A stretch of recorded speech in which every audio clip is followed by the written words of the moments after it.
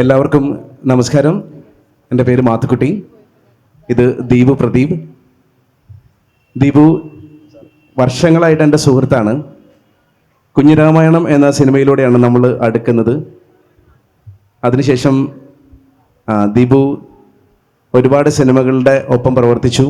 ദീപുവിൻ്റേതായിട്ട് തന്നെ കുഞ്ഞിരാമായണത്തിന് ശേഷം നമ്മൾ ഈ അടുത്ത കാലത്ത് ഏറ്റവും കൂടുതൽ ചിരിച്ച ഗുരുവായൂർ അമ്പലനടയിൽ എന്ന സിനിമ വന്നു. സീരീസിൻ്റെ ഭാഗമായിട്ടാണെങ്കിലും പേരില്ലൂർ എന്ന് പറയുന്ന ആ വിഖ്യാതമായിട്ടുള്ളൊരു സീരീസ് ഇപ്പോൾ നമ്മൾ അടുത്തിടയ്ക്ക് OTT-യിൽ കണ്ടു. പക്ഷെ ഇതിനെല്ലാറ്റിനും അപ്പുറത്തേക്ക് ദീപു എന്താവണമെന്ന് ഏറ്റവും ആദ്യം ആഗ്രഹിച്ചത് അത് തീർച്ചയായിട്ടും എഴുത്തുകാരനാവണം എന്നുള്ളതാണ്. ദീപുവിൻ്റെ ആ സ്വപ്നം സാക്ഷാത്കരിക്കുന്ന ദിവസമാണ് ഇന്ന്. നമുക്കെല്ലാവർക്കും ഏറ്റവും ആദ്യം തന്നെ ദീപുവിൻ്റെ ഏറ്റവും ആദ്യത്തെ പുസ്തകമായ അരക്കെണ്ണം കുളിർന്ന ഒരു വലിയ കൈയടി കൊടുത്തുകൊണ്ട് നമുക്ക് ഈ സെഷൻ ആരംഭിക്കാം. ദീപുവിൻ്റെ ഫേസ്ബുക്ക് എഴുത്തുകൾ നമ്മൾ ഒരുപാട് കണ്ടിട്ടുണ്ട്. അതിനു മുൻപ് ദീപുവിൻ്റെ വ്ളോഗിലൂടെ ഒരുപാട് ആളുകൾ, വ്ളോഗൊക്കെ ഭയങ്കര ഹിറ്റായിട്ട് മലയാളത്തിലുണ്ടായിരുന്ന സമയത്ത് ദീപുവിൻ്റെ വ്ളോഗിലൂടെ ആളുകൾ വായിച്ചറിഞ്ഞിട്ടുണ്ട്. ഈ വ്ളോഗിൽ വന്ന കഥാപാത്രങ്ങളാണ് പിൽക്കാലത്ത് കോർത്തിണക്കിക്കൊണ്ട് 4 മെയിൻ കഥകളെ കോർത്തിണക്കിക്കൊണ്ടാണ് കുഞ്ഞിരാമായണം എന്ന് പറയുന്ന സിനിമ സംഭവിക്കുന്നത്. അപ്പോഴും ദീപുവിൻ്റെ ഏറ്റവും പ്രധാനപ്പെട്ട ആഗ്രഹങ്ങളിലൊന്ന്, അതെന്തുകൊണ്ടാണ് ഞാൻ ചോദിക്കുന്നതെന്ന് വെച്ച് കഴിഞ്ഞാൽ, ദീപു ഇപ്പോഴും ഒരു കഥാപാത്രത്തെ കാണുമ്പോൾ അതിനെ കഥയിലേക്കാണ് ഏറ്റവും ആദ്യം ആലോചിക്കുന്നത്, അതല്ലാതെ തിരക്കഥയിലേക്കല്ല ദീപു ആലോചിക്കുന്നത്. അതുകൊണ്ട് തന്നെ എത്രമാത്രം സന്തോഷമുള്ള ഒരു നിമിഷത്തിലാണ് ഇപ്പോൾ ദീപു ഉള്ളത്. നമസ്കാരം. വളരെ സന്തോഷമുള്ള നിമിഷത്തിൽ തന്നെയാണ് KLF പങ്കെടുക്കാൻ കഴിഞ്ഞതിൽ. അപ്പോൾ ഈ ചോദിച്ച ചോദ്യം, അതായത് നമ്മളൊരു ക്രിയേറ്റീവ് പേഴ്സൺ എന്നത് സ്വയം ഐഡൻറ്റിഫൈ ചെയ്യുന്നത് എപ്പോഴാണെന്ന് വെച്ച് കഴിഞ്ഞാൽ, എപ്പോഴും മനസ്സിൽ തല വർക്ക് ചെയ്തുകൊണ്ടിരിക്കും. അതായത് ഒരാളെ കാണുമ്പോൾ, ഒരു ഇൻസിഡൻറ്റ് സംഭവിക്കുമ്പോൾ, ഒരു യാത്ര ചെയ്യുമ്പോൾ പോലും എല്ലാം അതെങ്ങനെ ഒരു കഥയിലോ കഥാപാത്രത്തിലോ നമുക്ക് യൂസ് ചെയ്യാൻ പറ്റും എന്നാണ് ആദ്യം ചിന്തിക്കുക. അപ്പോൾ സ്വാഭാവികമായിട്ടും അതൊരു സിനിമാ സീനല്ല, അല്ലെങ്കിൽ ഒരു സിനിമാ കഥാപാത്രമല്ലാതെ കഥയിലേക്കാണ് ആദ്യം കൊണ്ടുവരാൻ നോക്കുക. കാരണം കഥയിൽ നിന്ന് പിന്നീട് ആ ഒരു സിനിമ എഴുതുമ്പോൾ ഒരുപാട് സ്വാതന്ത്ര്യവും, അല്ലെങ്കിൽ നമുക്ക് ആ കഥാപാത്രത്തെ പറ്റിയിട്ട് ഒരുപാട് അറിയാമെന്നുള്ളൊരു കോൺഫിഡൻസ് തരാറുണ്ട്. ഇപ്പോൾ കുഞ്ഞിരാമായണത്തിൽ 5 കഥകൾ ബ്ലോഗിലെ ചെറുകഥകളിൽ നിന്ന് എടുത്തതായിരുന്നു. അത് പേരില്ലൂരിൽ 10-ലേറെ കഥകൾ മുമ്പ് ബ്ലോഗിൽ പല സമയത്തായിട്ട് പോസ്റ്റ് ചെയ്തിട്ടുള്ള കഥകൾ ഉണ്ടായിട്ടുണ്ട്. അപ്പോൾ അതിൻ്റെതായിട്ടുള്ളൊരു അഡ്വാൻറ്റേജ് ആ തിരക്കഥ എഴുതുമ്പോൾ കിട്ടിയിട്ടുണ്ട്. പേരില്ലൂർ ഒരു വളരെ ടൈം കൺസ്ട്രെയിൻ ഉണ്ടായിരുന്നു. അപ്പോൾ ഒരു 15 ദിവസം കൊണ്ടാണ് 7 എപ്പിസോഡ് എഴുതിയത്. 2 ദിവസം കൊണ്ട് ഒരു എപ്പിസോഡ് എഴുതണം എന്നുള്ളതുണ്ടായിരുന്നു.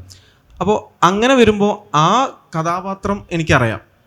ഈവൻ ആ കഥയിലെ സംഭാഷണങ്ങൾ തന്നെയാണ് നമ്മൾ തിരക്കഥയിൽ ഉപയോഗിച്ചിട്ടുള്ളത്. അപ്പോൾ ആ എഴുത്ത് ഭയങ്കര ഹെൽപ്ഫുള്ളായിട്ട് തോന്നിയിട്ടുണ്ട്. നേരെ മറിച്ച് നമ്മളൊരു സിനിമയെ ആദ്യമായിട്ട് സമീപിക്കുമ്പോൾ, അല്ലെങ്കിൽ ഒരു കഥ ഉണ്ടാക്കിയെടുത്ത് സമീപിക്കുമ്പോൾ ആ ഒരു പ്രോസസ്സ് കുറച്ചും കൂടെ സമയമെടുക്കുകയും ആലോചനകൾ വേണ്ടി വരികയും വന്നിട്ടുണ്ടാവാം എന്ന് നോക്കുന്നുണ്ട്. കാരണം രണ്ടും ചെയ്തിട്ടുണ്ട്. അപ്പോൾ അതുകൊണ്ട് ഞാൻ എപ്പോഴും ശ്രദ്ധിച്ചുള്ളൊരു കാര്യം, ദീപു വളരെ സീരിയസ് ആയിട്ട് വായിക്കുകയും, അതിപ്പോൾ മലയാളത്തിലാണെങ്കിലും മലയാളത്തിന് പുറത്താണെങ്കിലും ഉള്ള എല്ലാ തരത്തിലുള്ള കഥകളും നോവലുകളൊക്കെ വായിക്കുകയും അതിനെ വളരെ സീരിയസ് ആയിട്ട് തന്നെ അവലോകനം ചെയ്യുകയും സംസാരിക്കുകയൊക്കെ ചെയ്യുന്ന ആളാണ്. പക്ഷേ ദീപുവിൻ്റെ എഴുത്തിലും ദീപു ചെയ്യുന്ന സിനിമകളിലും എല്ലായ്പ്പോഴും വളരെ സരസമായിട്ടുള്ള കഥാപാത്രങ്ങളായിരിക്കും, വളരെ ലൈറ്റായിട്ട് ജീവിതത്തെ കൈകാര്യം ചെയ്യുന്ന കഥാപാത്രങ്ങളായിരിക്കും. എന്തുകൊണ്ടാണ് ഇതിങ്ങനെ ദീപുവിൻ്റെ ഒരു ചിന്തയിൽ നിന്ന് ഒരു സിനിമ പിറക്കുമ്പോൾ അങ്ങനെ സംഭവിക്കുന്നത്?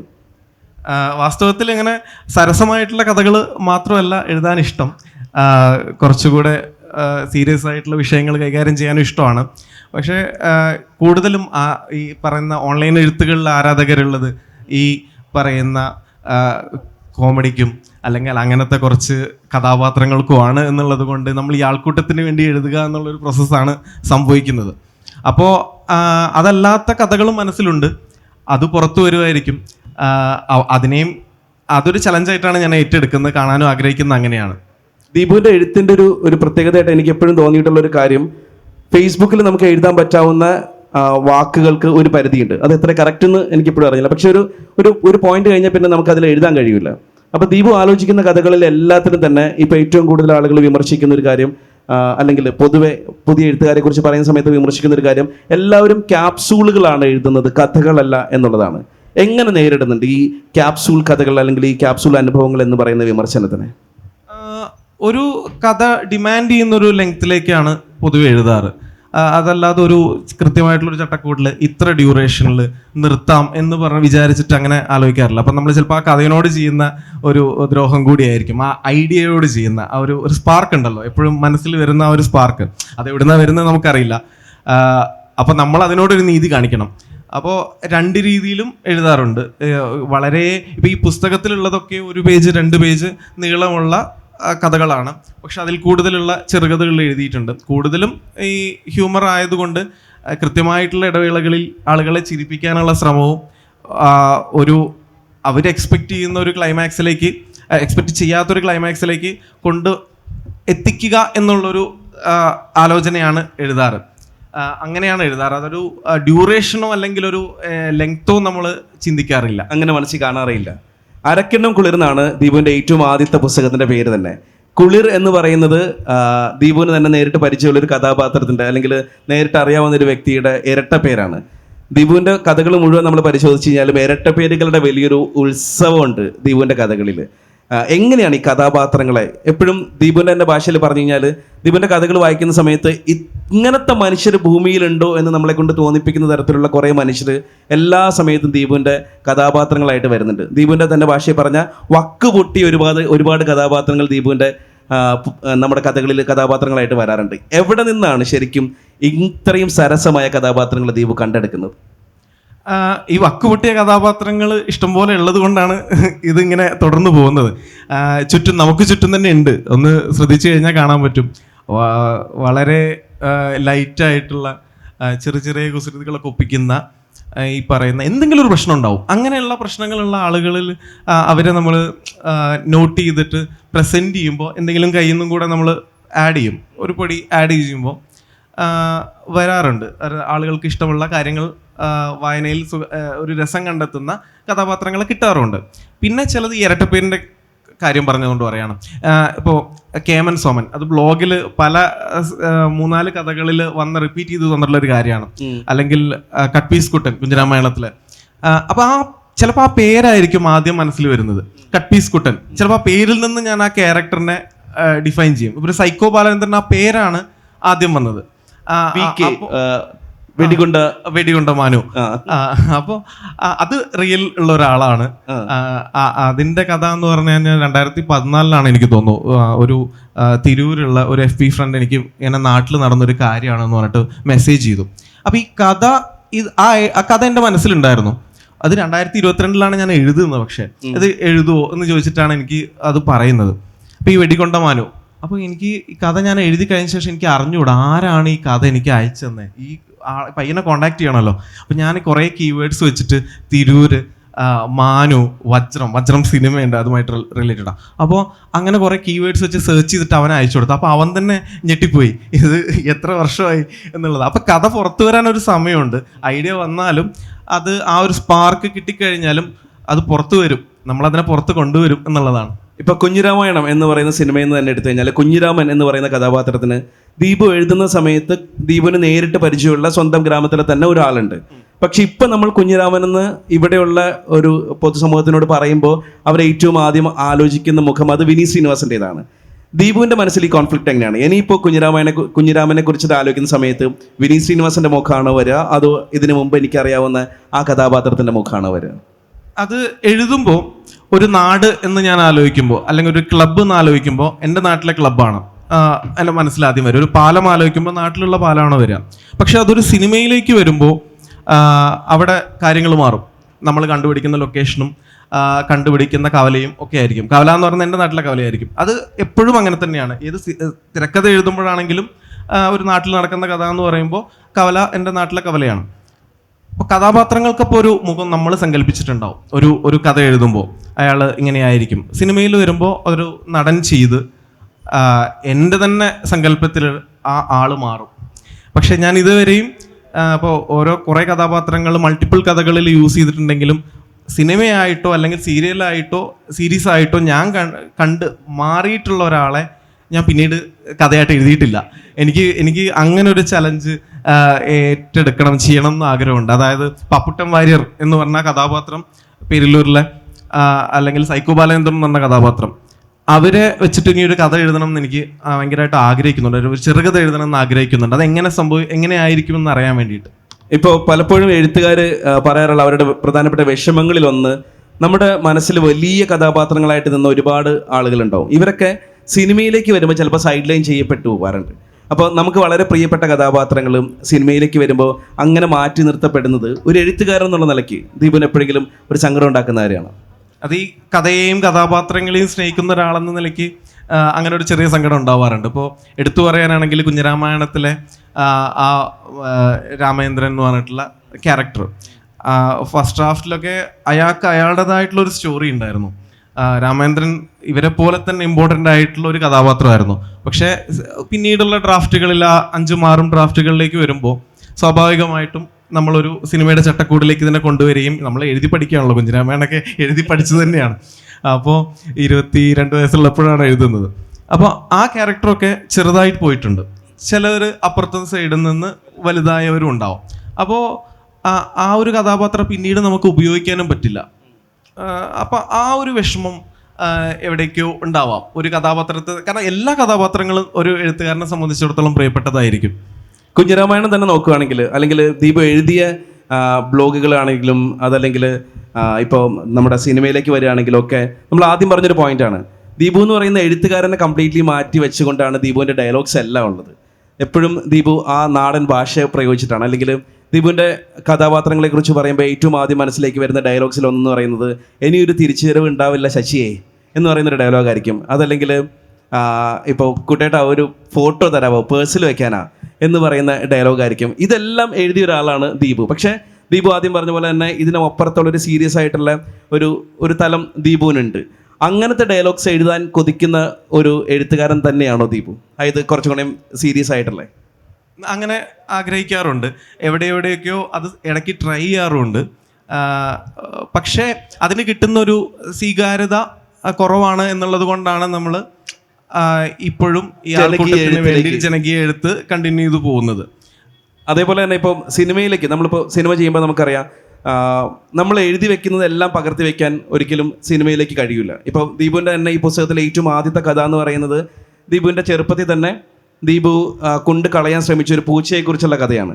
ആ പൂച്ച ദീപു വീട്ടിലെത്തിയതിൻ്റെ തൊട്ടുപുറകെ വീട്ടിലെത്തുകയും ഗേറ്റിൽ നിന്നിട്ട് ദീപുവിൻ്റെ മുഖത്ത് നോക്കിയിട്ട് ഞാനിനി ഈ വീട്ടിലേക്ക് കയറുന്നില്ല എന്ന് പറയുന്നൊരു നിലപാട് കൽപ്പിച്ചുകൊണ്ട്, നിലപാടിൻ്റെ മല എന്നാണ് ദീപു അതിനകത്ത് എഴുതിയിരിക്കുന്നത്.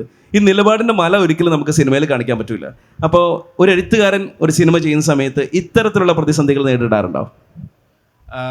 ഞാൻ ഏറ്റവും കൂടുതൽ കഥകൾ എഴുതുമ്പോൾ ആശ്രയിക്കുന്ന ഒരു കാര്യമാണ് പോലെ എന്നുള്ളൊരു വാക്ക്. ഉപമകള് ഭയങ്കര കൂടുതലാണ് എനിക്ക്. ഈ പൂച്ചയ്ക്ക് തന്നെ കറക്റ്റ് ഒരു പോലെ ഉണ്ടല്ലേ?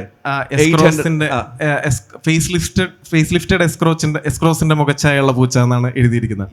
അപ്പൊ ഈ പോലെ എന്നുള്ളൊരു വാക്ക് വെച്ചിട്ട് കുറെ ഉപമകളും കാര്യങ്ങളും കൊണ്ടുവരാറുണ്ട്. ആ ഡിസ്ക്രിപ്ഷൻസ് ആണ്. ഇപ്പൊ നമ്മൾ ഒരാളെ ഡിസ്ക്രൈബ് ചെയ്യുന്ന ഒരു രീതിയുണ്ട്. ചിലപ്പോൾ അത് വായിക്കുന്നവർക്ക് കണക്റ്റ് ആവുമെന്ന് കരുതിയിട്ടാണ് എഴുതുന്നത്. അപ്പോൾ ആ ഒരു ഡിസ്ക്രിപ്ഷൻ അല്ലെങ്കിൽ ആ ഒരു നമ്മൾ കൊടുക്കുന്ന ഒരു സ്വഭാവം, ഒരു കാരിക്കേച്ചർ സ്വഭാവം ഉണ്ടാവും കഥാപാത്രത്തിന്, അല്ലെങ്കിൽ ഒരു വിഷയത്തിന്, ഒരു സംഭവത്തിന്. അപ്പോൾ അതൊരിക്കലും സീനിൽ കൊണ്ടുവരാൻ വിഷ്വലി കമ്മ്യൂണിക്കേറ്റ് ചെയ്യാൻ പാടാണ് എന്നുള്ളത്.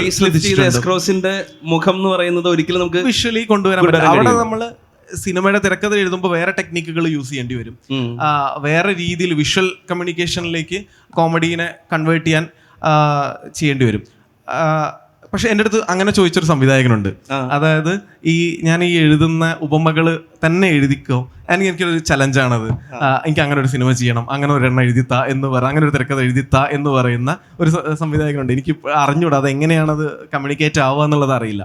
ദീപുവിന് ഈ ഉപമകൾ ഇപ്പൊ പോലെ എന്ന് പറയുന്നത് കംപ്ലീറ്റ്ലി ഒഴിവാക്കുന്ന ആളുകളുണ്ട്. പക്ഷെ ദീപുവിന്റെ ഒരു പ്രധാനപ്പെട്ട സ്ട്രെങ്ത് ഈ പോലെയാണ് എന്ന് തോന്നാറുണ്ട്. ശരിയാണോ? യൂസ് ചെയ്യുന്നുണ്ട് കഥകളില്. അത് കൈയടി കിട്ടാറുണ്ട്. അല്ലെങ്കിൽ ഈ എഴുത്തിന്റെ, ഇപ്പൊ ഈ ബ്ലോഗ് എഴുത്തിന്റെയും അല്ലെങ്കിൽ ഓൺലൈൻ എഴുത്തിന്റെ ഒരു ഗുണം എന്താണെന്ന് വെച്ച് കഴിഞ്ഞാൽ നമുക്ക് അറിയാൻ പറ്റും അപ്പോഴത്തന്നെ ആളുകൾ കോട്ട് ചെയ്യും. നാടകം കളിക്കുന്ന പോലെയാണ്. അപ്പോൾ റെസ്പോൺസ് അതിൽ റെസ്പോൺസ് വരും. ഇപ്പോൾ ഒരു വരി അവർ കോട്ട് ചെയ്തിട്ട് കമൻറ്റിൽ പറയും, അല്ലെങ്കിൽ മെസ്സേജിൽ പറയും, ഇത് ഇവിടെ വെച്ച് ചിരിച്ചു, ഇവിടെ വെച്ച് പ്രതീക്ഷിച്ചില്ല, ഇങ്ങനെ ഒരു വരി വരുമെന്ന് പ്രതീക്ഷിച്ചില്ല. പക്ഷേ വേറെ ഒരു സിനിമയിലാണെങ്കിലോ അല്ലെങ്കിൽ പുസ്തകത്തിലാണെങ്കിലോ ചിലപ്പോൾ ആ ഒരു റെസ്പോൺസ് നമുക്ക് കിട്ടുന്ന സമയം വളരെ വൈകിട്ടായിരിക്കും. ഇത് ഇൻസ്റ്റന്റ് റെസ്പോൺസ് ആണ്. അത് എഴുത്തിനെ ഒരുപാട് ഹെൽപ്പ് ചെയ്തിട്ടുണ്ട്. സ്ഥിരമായിട്ട് കണ്ടിന്യൂസ് ആയിട്ട് എഴുതി പോകാനുള്ള ഒരു വഴി ഒരുക്കി വെച്ചിട്ടുമുണ്ട്. ഇപ്പം 22ാമത്തെ വയസ്സിലാണ് നമ്മൾ ആദ്യം പറഞ്ഞ പോലെ കുഞ്ഞിരാമായണത്തിൻ്റെ കഥാപാത്രങ്ങളെ ദീപു സൃഷ്ടിക്കുന്നത്. നമ്മുടെ കഥയുടെ ഒരു ലൈൻ നോക്കിക്കഴിഞ്ഞാൽ, അല്ലെങ്കിൽ നമ്മുടെ പുസ്തകത്തിലെ കഥകളുടെ ഒരു ഓർഡർ നോക്കിക്കഴിഞ്ഞാൽ 7ാം ക്ലാസ്സിൽ വെച്ചിട്ട് കളയാൻ കൊണ്ടുപോയ ഒരു പൂച്ചയുടെ അവിടെ നിന്നാണ് തുടങ്ങുന്നത്. ഇപ്പോൾ ദീപു എത്തി നിൽക്കുന്നിടത്താണ് ആ പുസ്തകത്തിൻ്റെ അങ്ങനെയാണ് ഒരു ജീവിതരേഖ കൃത്യമായിട്ടും ആ പുസ്തകത്തിലുണ്ട്. ഇത് മനഃപൂർവ്വം ഓർഡർ ചെയ്തതാണോ? ഇതെങ്ങനെയാണ് അതിൻ്റെ? എഴുതിയത് പല കാലഘട്ടത്തിലാണ്. അടുക്കി വെച്ചത്, പുസ്തകത്തിനായിട്ട് അടുക്കി വെച്ചത് ഇങ്ങനെ ഒരു ജീവിതരേഖ വെച്ചിട്ട് തന്നെയാണ് അടുക്കി വെച്ചത്. അവിടെ +2 കാലമുണ്ട്, 10ാം ക്ലാസ്സിലാണ് തുടങ്ങുന്നത്. +2 കാലഘട്ടമുണ്ട്, കോളേജ്, ബാംഗ്ലൂരിലെ കാലം, പിന്നെ യാത്രകളിൽ ഉണ്ടായിട്ടുള്ള പല അനുഭവങ്ങളുണ്ട്, ബസ്സിലെയും ട്രെയിനിലെയും യാത്രകൾ. അപ്പോൾ ഈ കഥ എഴുതുന്ന ഒരു പ്രോസസ്സ് ഭയങ്കര രസമാണ്. ഇപ്പോൾ ഒരു ഗം എന്ന് പറഞ്ഞിട്ടുള്ളൊരു കഥയുണ്ട്. അപ്പം ഞാൻ ഒരിക്കൽ തൃശ്ശൂരിൽ നിന്ന് ഇവിടുന്ന് എറണാകുളത്തേക്ക് ട്രാവൽ ചെയ്തുകൊണ്ടിരിക്കുക. അപ്പോൾ ഒരു ചുയിങ്കം ഉണ്ട്. ഈ ചുയിങ്കം പുറത്ത് കളയാൻ പാടില്ലാത്തതുകൊണ്ട് അതിൻ്റെ കവർ ഞാൻ എപ്പോഴും സൂക്ഷിച്ച് വെക്കാറുണ്ട്. എന്നിട്ട് ഞാൻ ഈ ടിക്കറ്റ് എടുത്ത ശേഷം ഈ ചുയിങ്കം ചവച്ച് കഴിഞ്ഞിട്ട് ഈ കവറിലിടാൻ വേണ്ടി ശ്രമിച്ചു. പക്ഷേ ഇട്ടത് ഞാൻ ആ ടിക്കറ്റിലായിരുന്നു, ബസ് ടിക്കറ്റിലായിരുന്നു, KSRTC ആയിരുന്നു. അപ്പോൾ എനിക്കൊരു ഐഡിയ കിട്ടി. അതൊരു സ്പാർക്കാണ് ഒരു കഥയുടെ, അങ്ങനെ സംഭവിച്ചിട്ടുണ്ടെങ്കിലോ എന്നുള്ളതിൽ ഞാൻ കഥ ടൈപ്പ് ചെയ്തു. അപ്പോൾ കഥ ഈ പുസ്തകത്തിലെ മിക്ക കഥകളും ഫോണിൽ ഗൂഗിൾ കീപ്പിൽ ടൈപ്പ് ചെയ്തിട്ടുള്ളതാണ്. അപ്പോൾ ഞാൻ കഥ ടൈപ്പ് ചെയ്ത് തുടങ്ങി, പാട്ടും വെച്ചിട്ട്. അപ്പോൾ ആ കഥയ്ക്കുള്ള എൻ്റെ എന്തായിരിക്കും, ആ ടിക്കറ്റ് ചോദിച്ചിട്ട് ചെക്കർ വരണം. അപ്പോഴാണ് അവിടെ ഒരു കോമഡി ഒരു സിറ്റുവേഷൻ ഉണ്ടാവുന്നത്. അപ്പം ഞാൻ ഈ കഥ എങ്ങനെ ടൈപ്പ് ചെയ്യുന്നു, ടിക്കറ്റ് ചോദിച്ച് ചെക്കർ വരുന്നിടത്താണ് അതിൻ്റെ ക്ലൈമാക്സ്. ആക്ച്വലി അത് വന്നു അന്ന് ടൈപ്പ് ചെയ്ത് കഴിഞ്ഞ ശേഷമാണ് ഇത് വരുന്നത്. അപ്പോൾ ചെക്കർ എന്താ കാണിച്ചു കൊടുത്തത്? ടിക്കറ്റ് കാണിച്ചു കൊടുത്തോ അതോ കഥ കാണിച്ചു കൊടുത്തോ? രണ്ടും കാണിച്ചു കൊടുത്തില്ല, ഞാൻ വേറെ ടിക്കറ്റ് എടുത്തു. അപ്പോൾ ഇങ്ങനെ ചിലപ്പോൾ ജീവിതമായിട്ട് ഇത് റിലേറ്റഡ് ആവും, എന്തെങ്കിലും ലൈഫിൽ സംഭവിക്കുന്നതെന്നാണ് നമ്മൾ അടുത്ത സ്റ്റേജിലേക്ക് ഈ കഥേനെ കൊണ്ടുപോവുക. ദീപുവിൻ്റെ എഴുത്തിൽ വന്നിരിക്കുന്ന ഒരു വ്യത്യാസം നോക്കിക്കഴിഞ്ഞാൽ, ദീപു സിനിമയുടെ എഴുത്തിലേക്ക് കടന്നതിന് ശേഷം ദീപുവിൻ്റെ കഥകളിൽ കൂടുതലും ഇപ്പോൾ സൂമിനും പാനും ടിൽട്ടപ്പും ഷിഫ്റ്റും ഒക്കെ വർക്കാവുന്നുണ്ട്. അത് ഈ നമ്മൾ സിനിമയിലേക്ക് കയറിയതിൻ്റെ ഫലം നമ്മൾ കഥയിലേക്ക് കൊണ്ടുവന്നതാണോ? അത് സ്വാഭാവികമായിട്ട് വരുന്നതാണ്. പിന്നെ മലയാളികൾ സിനിമയുമായിട്ട് വളരെയധികം ബന്ധപ്പെട്ട് കിടക്കുന്നത് കൊണ്ട് അവർക്കൊക്കെ ഇത് വായനയിൽ മനസ്സിലാവും. നമ്മൾ വായനയിൽ മനസ്സിലാവാത്തൊരു ടേം കഥയിൽ യൂസ് ചെയ്തിട്ട് അത് യൂസ് ചെയ്താൽ വർക്കാവണമെന്നില്ല. പക്ഷേ ഇപ്പോൾ ഒരു സൂം എന്നൊക്കെ പറഞ്ഞു കഴിഞ്ഞാൽ ആ വായനയുടെ സുഖം അത് കളയുന്നില്ല. അത്ര വലിയ ടെക്നിക്കൽ വാക്കുകളല്ല. അങ്ങനത്തെ മറ്റേ ഫ്ലാഷ് കട്ട് എന്നൊക്കെ പറഞ്ഞ ഫ്ലാഷ് ബാക്കിലേക്ക് പോയി തിരിച്ചു അങ്ങനത്തെ വാക്കുകൾ പ്രയോഗിക്കുമ്പോൾ ആ സുഖം കളയാതെ തന്നെ എന്നാൽ നമ്മൾ ഉദ്ദേശിച്ചത് എന്താണെന്ന് വായനക്കാരിലേക്ക് കൺവേ ചെയ്യാനും പറ്റും. അപ്പോൾ സ്വാഭാവികമായിട്ടും നമ്മൾ ഈ സിനിമയിലാണ് എഴുതുമ്പോൾ കൂടുതലും ഇങ്ങനത്തെ വാക്കുകൾ പ്രയോഗിക്കുന്നുണ്ട്. അപ്പോൾ അത് നമ്മുടെ എഴുത്തിലും വരും. നമ്മളിപ്പോൾ ദീപുവിൻ്റെ കഥകളിൽ നോക്കിക്കഴിഞ്ഞാൽ ഇപ്പോൾ പോലെയുടെ കാര്യം പറയുന്ന പോലെ തന്നെ ഇമ്പോർട്ടൻ്റ് ആണ്. ചില വിശേഷണങ്ങൾ ഭയങ്കര, അതായത് ഒരു നാടൻ സംസ്കാരത്തിൽ നിന്നുകൊണ്ട് തന്നെ എന്നാൽ അതിലൊരു ഫ്രഷ്നെസ് കൊണ്ടുവരുന്ന തരത്തിലുള്ള പ്രയോഗങ്ങൾ പലപ്പോഴും ദീപുവിൻ്റെ കഥകളിൽ കാണാറുണ്ട്. ഇപ്പോൾ ഓടിക്കൊണ്ടിരിക്കുന്ന വണ്ടിയുടെ എൻജിൻ അറിയാതെ തന്നെ പിസ്റ്റൺ അടിച്ച് മാറ്റുന്ന അബ്ദു എന്നൊക്കെ പറയുമ്പോൾ നമുക്ക് അയാളെക്കുറിച്ചുള്ള ഒരു ഒറ്റയടിക്കുള്ളൊരു രൂപം കിട്ടാറുണ്ട്. ഇതൊക്കെ എവിടെ നിന്നെങ്കിലും പെട്ടെന്ന് സ്പാർക്ക് കിട്ടുന്ന സമയത്ത് കുറിച്ച് വെക്കുന്ന കാര്യങ്ങളാണോ, അതോ ഇതിലേക്ക് നമ്മൾ എഴുതുന്ന സമയത്ത് തന്നെ വന്നു ചേരുന്നതാണോ? കുറിച്ച് വെക്കുന്നതാണ്. അത് എപ്പോഴും, അതാ ഞാൻ നേരത്തെ പറഞ്ഞ, ഞാനിത് ഐഡൻറ്റിഫൈ ചെയ്യുന്നത്, നമ്മളൊരു ക്രിയേറ്റീവ് പേഴ്സൺ ആണെന്ന് ഐഡൻറ്റിഫൈ ചെയ്യുന്നത് എല്ലാത്തിനെയും ഒരു കഥാപാത്രമായിട്ടോ കഥയായിട്ടോ കണ്ട് ശീലിക്കുമ്പോഴാണ്. ഒരു ഓട്ടോ യാത്രയിലോ സംഭവിക്കുന്ന ഒരു ഇൻസിഡൻറ്റ്, കുഞ്ഞ് ഇൻസിഡൻറ്റിൽ പോലും എവിടെ കഥയുണ്ടെന്നാണ് ചിന്തിക്കുക. അപ്പോൾ ആബ്സെന്റ് മൈൻഡഡ് ആയിരിക്കും, ആ കഥയിലേക്ക് പോവും. അങ്ങനെ ഓരോ ഇൻസിഡൻറ്റ് കിട്ടുമ്പോഴും ഗൂഗിൾ കീപ്പിലോ അല്ലെങ്കിൽ കയ്യിലുള്ള നോട്ട് പാഡിലോ എഴുതി സൂക്ഷിക്കാറുണ്ട്. പിന്നീട് ഒരു കഥ അത് എവിടെ അപ്ലൈ ചെയ്യണം എന്നുള്ളതാണ് വീണ്ടും ചിന്തിക്കുന്ന ഒരു കാര്യം.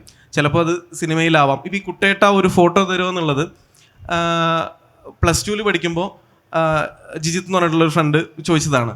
പിന്നീട് അവൻ പോലും അത് മറന്നിട്ടുണ്ടായിരുന്നു. പക്ഷേ ഞാനത് എവിടെയോ എഴുതി സൂക്ഷിച്ചിട്ടുള്ളൊരു കാര്യമാണ്. അതേപോലെ തന്നെയാണ്. അപ്പോൾ പല ഡയലോഗുകളും നമ്മൾ തിരക്കഥ എഴുതാനിരിക്കുമ്പോൾ വരുന്നതായിരിക്കണം എന്നില്ല. വർഷങ്ങൾക്ക് മുമ്പ് അതിനും ഒരുപാട് വർഷങ്ങൾക്ക് ചെറിയ കുട്ടിയായിരിക്കുമ്പോൾ തോന്നിയ കാര്യങ്ങൾ വരെ ചിലപ്പോൾ യൂസ് ചെയ്തേക്കാം.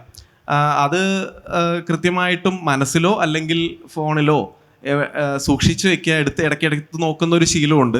എവിടെയൊക്കെ നമുക്കത് ഉപയോഗിക്കാൻ കഴിയും, കൃത്യസ്ഥലത്ത് യൂസ് ചെയ്യണം, അല്ലെങ്കിൽ അത് പാളി പോകാനും സാധ്യതയുണ്ട്.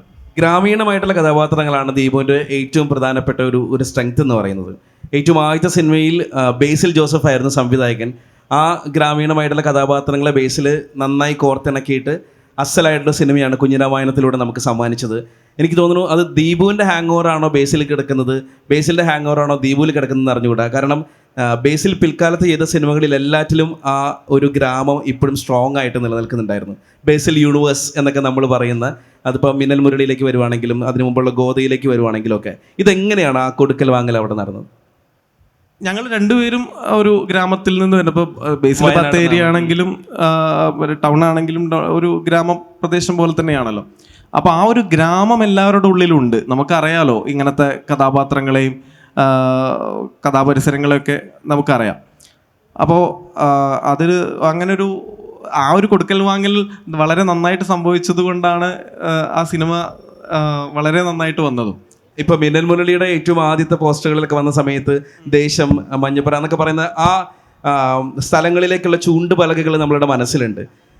ഇപ്പം നമ്മൾ ഈ ബേസിൽ യൂണിവേഴ്സ് എന്നൊക്കെ പറയുന്ന ഒരു സംഭവത്തിൻ്റെ ഒരു ഡിസ്കഷൻ കുഞ്ഞിരാമായണത്തിൻ്റെ സമയത്ത് ഉണ്ടായിരുന്നു. നമുക്കിനി പല പല ഗ്രാമങ്ങളിൽ ഇത് പ്ലേസ് ചെയ്യേണ്ടതുണ്ട്, അല്ലെങ്കിൽ അങ്ങനെ ഒരു ലോകം നമ്മൾ സൃഷ്ടിക്കേണ്ടതുണ്ട്, അങ്ങനത്തെ ഒരു ചിന്ത ഉണ്ടായിരുന്നോ? അല്ല, അന്നത്തെ കാലത്ത് ആ സമയത്ത് അങ്ങനെ ചിന്തിക്കാനുള്ളൊരു പ്രായമായിട്ടില്ല, പക്വതയില്ല. പിന്നെ അറിയില്ലല്ലോ ഈ സിനിമ എങ്ങനെ സ്വീകരിക്കപ്പെടും എന്നുള്ളത് അറിയില്ല. അതുകൊണ്ട് നമ്മൾ അങ്ങനെ ചിന്തിച്ചിട്ടില്ല ഇങ്ങനെ ഭാവിയിൽ ഇതിനെ ഈ ക്യാരക്ടേഴ്സിനെ യൂസ് ചെയ്യാം, വീണ്ടും വീണ്ടും യൂസ് ചെയ്യാം എന്നുള്ളത്.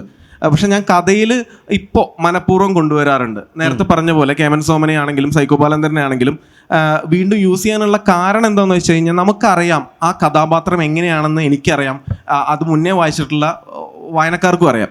അപ്പോൾ ഒരു വലിയൊരു ഇൻട്രൊഡക്ഷൻ്റെ ആവശ്യമില്ല. ആ കഥാപാത്രം എങ്ങനെ ബിഹേവ് ചെയ്യും എന്നുള്ളത് നമ്മുടെ ചില സിനിമയിൽ ഒരു ക്യാമിയോ വരുന്ന പോലെയാണ്. അപ്പോൾ ആ ഒരു കയ്യടി അവർക്ക് ബൈ ഡിഫോൾട്ട് അവിടെ ഉണ്ടാവും. അപ്പോൾ അതുകൊണ്ട് ഇപ്പോൾ റിപ്പീറ്റായിട്ട് കഥകളിൽ വീണ്ടും ഉപയോഗിക്കാറുണ്ട് അങ്ങനത്തെ കഥാപാത്രങ്ങളെ. യെസ്, ഇപ്പോൾ ദീപ് പറഞ്ഞത് ഇന്ന് നിർത്തിയിട്ട് തന്നെ തുടങ്ങാം. കുഞ്ഞിരാമായണം സിനിമയിലെ ഏറ്റവും പ്രധാനപ്പെട്ട ഒരു കാമിയായിരുന്നു ബിജു മേനോൻ്റെ കഥാപാത്രം. ആ കഥാപാത്രം വന്ന സമയത്ത് തിയേറ്ററിൽ മുഴങ്ങിയ കയ്യടി നമുക്ക് എല്ലാവർക്കും അറിയാം. ആ കയ്യടി തന്നെ ദീപുവിൻ്റെ ഈ അരക്കെണ്ണം കുളിർ എന്ന പുസ്തകത്തിനും കിട്ടട്ടെ എന്നുള്ളതാണ് ആശംസിക്കാനുള്ളത്.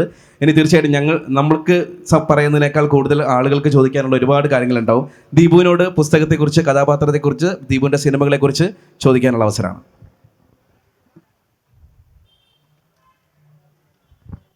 സർ, എൻ്റെ പേര് ഹുസ്ന എന്നാണ്. ഞാൻ ഈ ചോദിക്കുന്ന ചോദ്യം ഒരു കൗതുകത്തിൻ്റെ പുറത്ത് ചോദിക്കുന്നതാണ്. കാരണം ഈ സിനിമാക്കാരും എഴുത്തുകാരും ഒക്കെ നമുക്ക് ഒരുപാട് ദൂരെ നിൽക്കുന്ന ഒരാൾക്കാരാണ് എപ്പോഴും. അപ്പോൾ ഞാൻ ചോദിക്കാൻ പോകുന്ന ക്വസ്റ്റ്യൻ എന്താണെന്ന് വെച്ചാൽ, ഒരു എഴുത്തുകാരൻ എന്ന നിലക്ക് അല്ലെങ്കിൽ ഒരു ചലച്ചിത്ര പ്രവർത്തകൻ എന്ന നിലക്ക് താങ്കളുടെ ഒരു പുസ്തകമോ അല്ലെങ്കിൽ സിനിമയോ പുറത്തിറങ്ങിക്കഴിഞ്ഞാൽ അത് ഇറങ്ങിക്കഴിഞ്ഞതിന് ശേഷം പിന്നെ സാർ എങ്ങനെയാണ് അതിനെ അപ്രോച്ച് ചെയ്യുക എന്നുള്ളത്. അത് ഞാൻ ചോദിക്കേണ്ടത് ഒരു സാധാരണ ഒരു വായനക്കാരനെ പോലെ അല്ലെങ്കിൽ കാഴ്ചക്കാരനെ പോലെയാണോ, അതോ ഭയങ്കര ക്രിറ്റിസൈസ്ഡ് ആയിട്ടുള്ള മൈൻഡോട് കൂടി എന്തൊക്കെയാ തെറ്റ്, എന്തൊക്കെയാ പ്രശ്നങ്ങൾ, ആ രീതിയിലാണോ, അതോ വായനക്കാരൻ ജനിക്കുന്നതോടുകൂടി എഴുത്തുകാരൻ മരിക്കുമോ? അതാണ് എൻ്റെ ചോദ്യം. ഞാൻ ഈ കുഞ്ഞിരാമായണം എന്ന് പറഞ്ഞ സിനിമ തിയേറ്ററിൽ നിന്ന് കണ്ടതാണ് 2015. പിന്നെ കണ്ടിട്ടില്ല. പലരും അത് പലരുടെയും ഫേവറേറ്റ് മൂവിയാണെന്ന് പറയുമ്പോഴും ഞാൻ കണ്ടിട്ടില്ല. എനിക്കിപ്പോൾ ചിലപ്പോൾ സീനൊക്കെ കാണുമ്പോൾ ഇങ്ങനെ ഉണ്ടായിരുന്നല്ലേ എന്നൊക്കെ തോന്നിപ്പോവും. പക്ഷെ കഥകൾ റീവിസിറ്റ് ചെയ്യാറുണ്ട്. കഥകൾ റീവിസിറ്റ് ചെയ്യുമ്പോൾ എവിടെ അത് ഓരോന്നും ഒരു രസമുള്ള കാര്യങ്ങൾ കൊണ്ടുവരാൻ പറ്റി. കാരണം അന്ന് എഴുതിയ ഞാനായിരിക്കില്ലല്ലോ, സ്വാഭാവികമായിട്ടും മനുഷ്യൻ മാറും. അപ്പോൾ അന്ന് എങ്ങനെയാണ് ഞാനത് എഴുതിയത് എന്നൊക്കെ ഉള്ളത് അറിയാൻ വേണ്ടിയിട്ട് കഥകൾ റീവിസിറ്റ് ഉണ്ട്. എന്തോ സിനിമകൾ ഞാൻ അങ്ങനെ റീവിസിറ്റ് ചെയ്തിട്ടില്ല. ഒരു സിനിമയും എഴുതിയിട്ടുള്ള, ഇപ്പോൾ ഗുരുവായൂരമ്പല നടയിലാണെങ്കിലും സീരീസ് ആയിട്ടുള്ള പേരിൽ ഒരു പത്മിനി എന്ന സിനിമയാണെങ്കിലും ഞാൻ വീണ്ടും കണ്ടിട്ടില്ല. അതിന് ഓഡിയൻസിനേക്ക് വിടുക എന്നുള്ളൊരു പ്രോസസ്സ് തന്നെയാണ് ചിലപ്പോൾ ഉണ്ടായിട്ടുണ്ടാവുക. ചോദ്യങ്ങൾ? യെസ്, ഒരു മൈക്ക് കൊടുക്കും അവിടെ.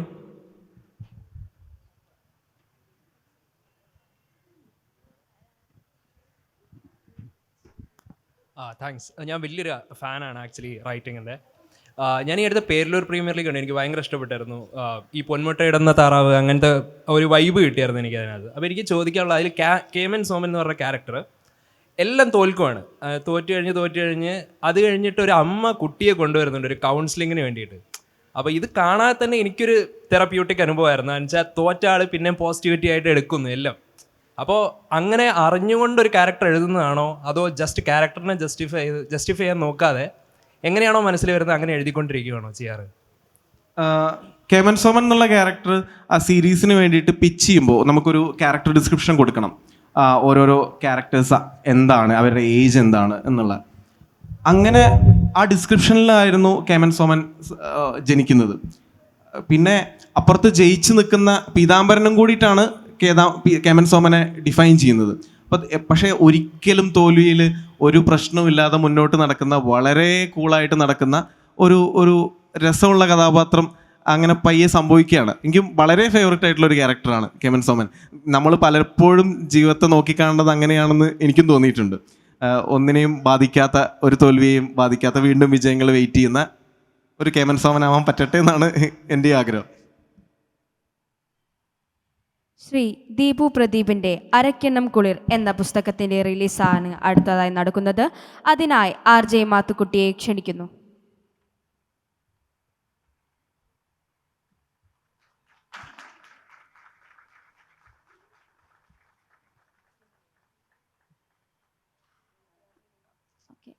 അരക്കെണ്ണം കുളിർ എഴുതിയത് ശ്രീ ദീപു പ്രദീപ്.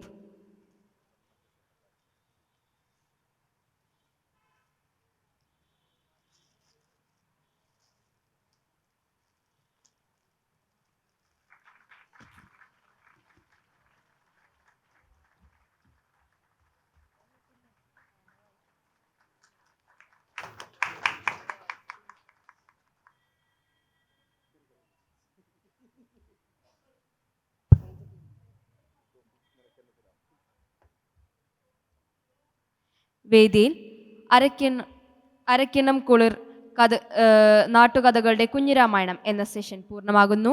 ശ്രീ ദീപു പ്രദീപിനും RJ മാത്തുക്കുട്ടിക്കും നന്ദി രേഖപ്പെടുത്തുന്നു.